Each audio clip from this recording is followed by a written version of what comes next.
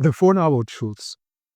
This is often said to be the Buddha's first realization on his night of awakening sitting beneath the Bodhi tree, and the Buddha's first teaching after his awakening.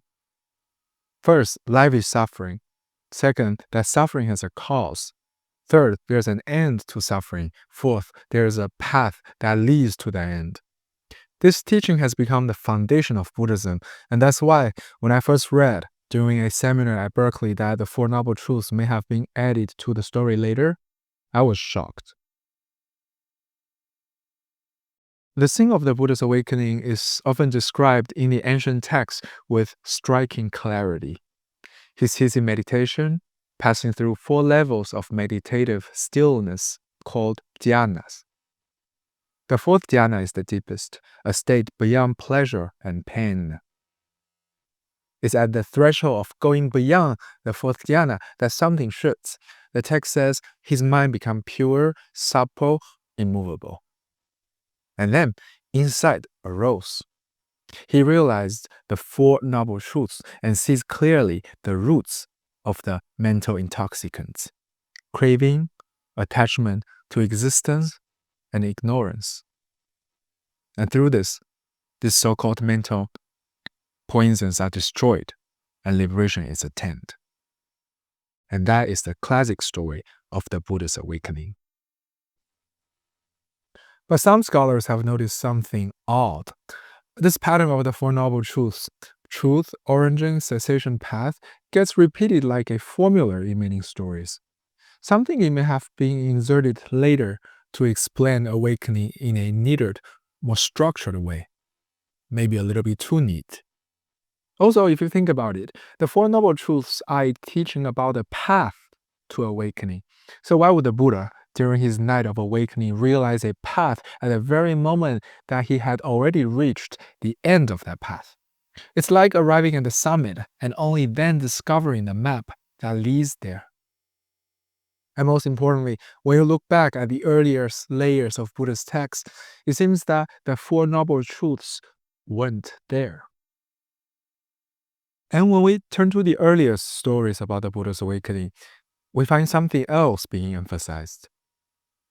After reaching the 4th dhyana, it's not the Four Noble Truths or any doctrinal list that appears. Instead, we find a single word, Paranya, a kind of a direct, intuitive wisdom.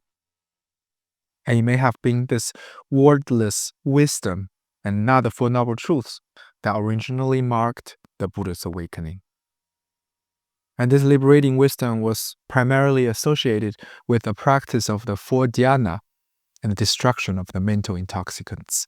And it's only later that this liberating wisdom was reinterpreted as the insight into the Four Noble Truths. Some scholars suggest this shift may have been the influence of other Indian traditions that linked liberation with knowledge, with seeing truth. Over time, the Four Noble Truths, as an interpretation of that liberating insight, influenced by other Indian traditions, became woven into the canon and remembered as the Buddhist first realization. Even the first sermon that the Buddha gave, as we know it, may not have always included the Four Noble Truths. Some early versions describe the Buddha's teaching in a different way. 2 monks at a time, while the others went for alms. No doctrine, no list, just a tailored personal transmission. So today we find 2 different models of awakening in the text. One says, deep meditation and mental purification lead to freedom. The other says, understanding the Four Noble Truths is what liberates you. Later tradition merged these 2. But that merger may have blurred what really happened. And maybe that's okay. I still like the Four Noble Truths. I like that they offer a theory, a framework for what the Buddha may have realized. But they are not the only theory. There are others, some older, some less defined, and some newer, like in a few of my favorite Tantra after the 7th century, which offer entirely different accounts of how the Buddha became enlightened. Maybe I'll make another video introducing those theories. All of this just adds to the mystery.